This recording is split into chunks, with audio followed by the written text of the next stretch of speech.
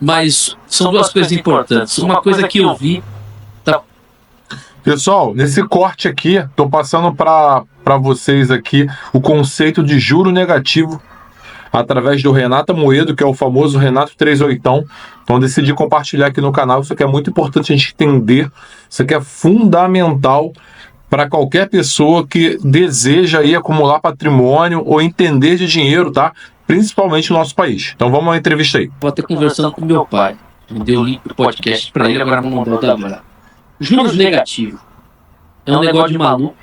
É o conceito de juros negativos. O conceito de juros negativos, para as pessoas entenderem, que é assustador, é meio desesperador para o cara que acha que está guardando dinheiro, está trabalhando, está suando nos últimos anos, achando que vai conquistar, que conquistou alguma coisa aqui no Brasil com os ativos que nós temos aqui nacionais. E depois, complementando, o Bitcoin, segundo você lá no podcast A Deriva, é a salvação para... Aliás, é uma possibilidade, você não falou salvação, desculpa, é uma possibilidade de liberdade, é a ferramenta da liberdade nos dias de hoje.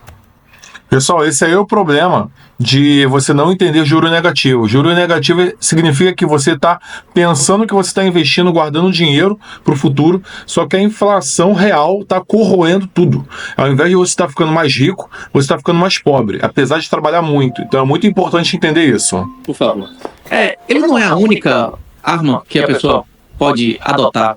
Tem várias armas que inclusive existem há milhares de anos, que as pessoas podem adotar para fugir do legacy, para fugir do sistema convencional, onde não existe possibilidade de enriquecimento para os honestos e apenas os vagabundos, os amigos do rei, os cantilionários ficam ricos.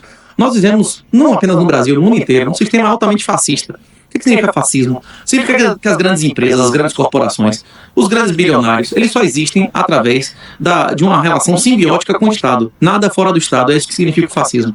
Quantos bilionários hoje no Brasil não dependem de juros subsidiados do BNDES, de amizade com o juiz, com amizade com o ministro do Supremo, o ministro do STF, STJ? Quantas pessoas têm negócios na Bahia? Não precisa nem ser bilionário. Quem tem um negócio acima de 100 milhões de EBITDA aí e não precisa de favor de juiz e favor de desembargador, isso não existe. Mas temos um sistema que as pessoas só conseguem concentrar a renda se eles tiverem amizades com o governo, né? Amizades íntimas e favores dos governos. Sejam concessões, sejam subsídios, seja facilidade de obtenção de decisões judiciais, e todo mundo sabe disso. A questão é que, como a gente já conversou várias vezes, no passado... ainda trickle down, né? Ainda chegava na classe média alguma possibilidade de ganho. Quando existia overnight, quando existia juro positivo, quando a remuneração do endividamento público ela ultrapassava a emissão da moeda, as pessoas ainda conseguiam enriquecer acumulando dinheiro. Hoje em dia, você coloca o dinheiro no banco em qualquer investimento. A expectativa média de retorno é negativa, então não existe investimento. Se alguém na XP, numa empresa dessa, BTG, se que tem algum investimento para você, ele está mentindo. Ele só acha que fala a verdade se ele considerar como inflação o índice oficial, que é mentiroso, é manipulado abertamente. Inclusive nos Estados Unidos, que tem um nível de moralidade até um pouco maior do que aqui, os índices oficiais de inflação nos últimos 30 anos mudaram pelo menos 20 vezes. Qual era a sexta, né? Do CPA, do CPA, CPI. Então, não, como é que chama? Esse é só um índice. A inflação real não é índice de preço. A inflação real é o aumento da base monetária, que você pode ver no site do Banco Central, do Banco Mundial, até no TradingView lá, e ele demonstra que nos últimos anos é acima de 20% para o dólar e para o real. Se você não tem um retorno acima de 20% em dólar por ano, descontado o risco, descontado todos os custos, o tempo que você gastou, os impostos e tudo mais, você está perdendo riqueza. E a remuneração pelo monopólio de emissão da moeda chama senhoriagem. Na época do quinto, né, que tinha quinto dos infernos, né, o quinto que Tiradentes fez guerra, morreu gente para não pagar. Era uma vez e você que encunhava o dinheiro, 20% do ouro que tinha saído do subsolo, você podia circular como moeda para sempre. Hoje em dia é 20% ao ano. Você se empobrece 20% ao ano se você aceitar que real é seu padrão contábil, é seu padrão de valor. Se você quiser realmente ganhar nominalmente, é melhor você ir para a Argentina. Na Argentina lá você consegue facilmente 60% ao ano pré-fixado em banco. Né? Você quer 60% em peso Argentina? Quantas moedas colapsaram nos últimos 2 anos? Como é que está a moeda do Sri Lanka? É pesada a moeda do Sri Lanka, mas como é que está a moeda do Líbano? No Líbano, a terra dos ancestrais do filho de Léo, não é isso? Os caras também estão... Teve um dia que desvalorizou 90%, não é isso? Como é que está a moeda agora no Irã? O real, parece até o real, não é isso? Como é que está a moeda na Venezuela? Como é que está a moeda na Argentina? E vai começar cada vez mais países a acontecer isso. O governo só tem 3 maneiras de arrecadar dinheiro. Ele pode arrecadar dinheiro com tributos, que inclusive se ele diminuísse tributos ele arrecadava mais, isso é demonstrado na curva de Laffer. A maioria dos tributos que existem no Brasil não tem como objetivo arrecadar, tem como objetivo manter você pobre. O político quer você pobre, seu filho pobre, e independente e burro, ou ele quer o seu filho rico, independente e inteligente? Se seu filho for rico, ele independente, ele vai cagar pro político. Ele vai morar em qualquer país do mundo que ele quiser, né? O político quer que seu filho more no país que ele puder, né? E dependa dele, né? Isso. Pois é. Ô, Renato, deixa eu só perguntar, qual que é o lastro do real e do dólar? Qual o lastro do dólar? Falavam que era o ouro. O lastro do dólar. Tem lastro do dólar? Durante mais de 100 anos, o dólar, inclusive, o símbolo do dólar, ele vem da bandeira da Espanha, que circulava livremente nos Estados Unidos na época dos pais fundadores. A bandeira da Espanha, aquele arco, os arcos de Hércules, são o símbolo do cifrão é uma simplificação dos arcos de Hércules, que é o brasão imperial espanhol, né? É interessante, né, que as bandeiras de Portugal e da Espanha são símbolos de vitória contra o muçulmano. Nossa história é uma história de guerra contra o muçulmano, contra a escravidão muçulmana há quase 800 anos, né? Nós lutamos de 711 até 1400 e tanto, quase a descoberta da América, e hoje, de ameaça existencial, eles são nossa última esperança, eles são a última civilização do mundo que ainda tem filhos, né? A última civilização do mundo que não aceita aborto, castração de guri de 11 anos e essas coisas, né? É interessante, né? Que nosso escravizador, exterminador, hoje é para muitos a esperança existencial da nossa continuidade, né? Mas, voltando, respondendo a sua pergunta, durante mais de 100 anos, o dólar era uma moeda, era uma medida de peso, que eram 20 dólares, era uma onça de ouro, que era 31 gramas, mais ou menos uma onça Troy, era 31 gramas de ouro. Uma grama de ouro hoje está o quê? 300 e poucos reais. Quanto é 31 gramas de ouro, não é isso? Isso era para ser um dólar. Se o dólar hoje fosse o dólar de até 1931, o dólar seria mais de 10 mil reais, não é isso? Quanto é que está o dólar hoje? Aí em 31, o governo americano disse que todo mundo era obrigado a vender o dólar para o governo a 20 dólares. E uma semana depois, eles disseram que o dólar agora vale 35. Só que todos os americanos são proibidos de ter. Aí em 71 eles disseram que nem 35 valia, e que não ia devolver o dólar a ninguém, nenhum país inclusive, e que o dólar e que o ouro ia circular livremente. E agora o ouro vale uma onça de ouro vale quase 2 mil dólares. Uma desvalorização desde 71 aí de mais de 99%. No real a mesma coisa. Quando começou o plano real, uma grama de ouro era 10 reais. Quanto é uma grama de ouro hoje? Também é uma desvalorização de mais de 99%.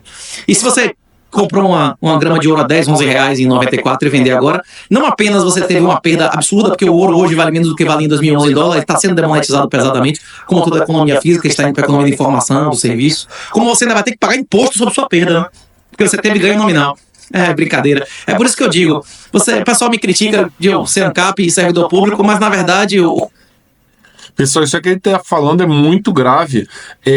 Na realidade, aquilo que o imposto de renda diz, né, que a gente tem que pagar imposto sobre o lucro, na verdade a gente não teve lucro real.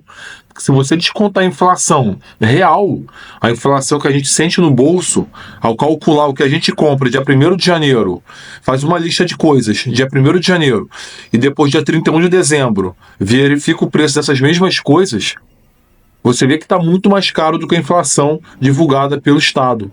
Então a gente perde. Então o que ele está falando é que a gente paga imposto sobre as nossas perdas, porque na verdade a gente tem perda real devido ao conceito de juro negativo. A meta do comunismo é a destruição do Estado. Eu estou oferecendo o final do que eles prometem no comunismo sem a violência.